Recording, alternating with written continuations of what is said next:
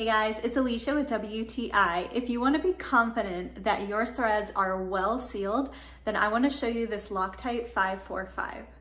We keep this Loctite 545 around in our workshop for a variety of uses.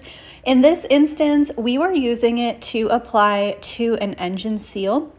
We really wanted to ensure that there was no air leakage, that it was not going to slip around, and that it was going to have a super secure fit.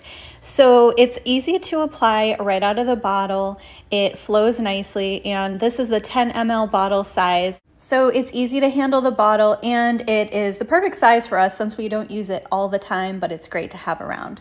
So this can be used with pneumatic or hydraulic fittings.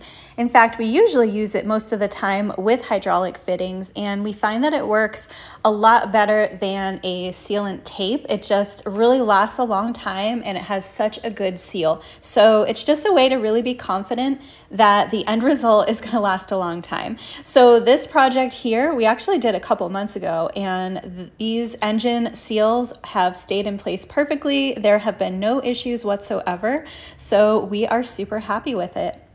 So we have been really happy with this product, would definitely recommend it, and that's my point of view.